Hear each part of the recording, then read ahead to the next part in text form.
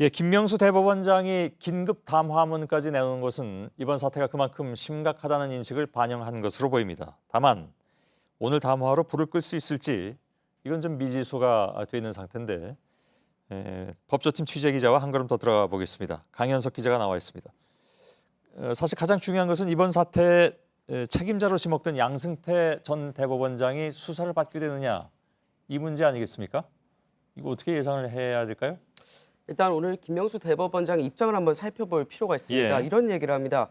최종 판단을 담당하는 대법원이 형사 조치를 하는 건 신중할 수밖에 없다. 이런 얘기를 했는데요. 예. 이 말을 바꿔서 해석하면 대법원이 직접 고발에 나서는 건 이미 유죄 심증을 수사기관에 전달하는 셈이기 때문에 부적절하다. 이런 뜻으로도 해석이 가능합니다. 예. 다만 김 대법원장은 실제 고발을 할지 여부에 대해선 사법발전위원회, 전국 법원장 간담회 그리고 전국 법관 대표회의 등의 의견을 들어본 다음에 결정하겠다고 여지를 남겼습니다. 예.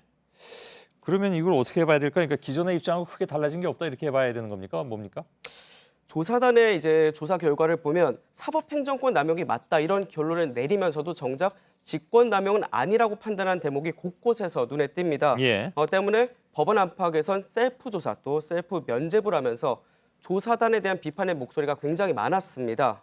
그런데 이 직접 고발이나 수사 의뢰를 주저하면서 또다시 다른 기구에다 의견을 묻겠다는 김 대법원장의 모습이 이 조사단의 입장과 크게 다르지 않다 이런 얘기가 나오고 있고요. 예. 또 이제 의견을 묻겠다는 그 기구의 성격에도 좀 문제가 있다는 지적이 벌써부터 나오고 있습니다.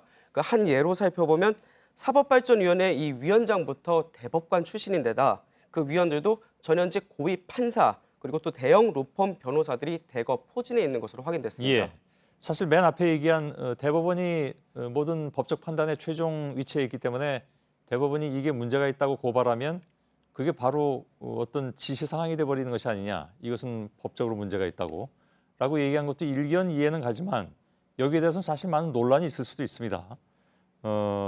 자, 그런데 법원 행정처는 지금 거의 이번 사건의 시발점이 된 것으로 지금 얘기가 돼가고 있는데 이건 거의 뒤엎는 식의 어떤 개혁이 필요하다는 얘기가 나왔다면서요? 네, 그렇습니다. 그 일반 회사를 생각해 보시면 좀 더 이해가 쉬운데요. 예. 일반 회사와 마찬가지로 법원은 주 업무인 재판 업무 외에도 뭐 예를 들어서 홍보, 인사, 뭐 연구 등의 각종 지원 업무가 필요합니다. 예. 이 업무를 맡아온 곳이 바로 그 법원 행정처인데요.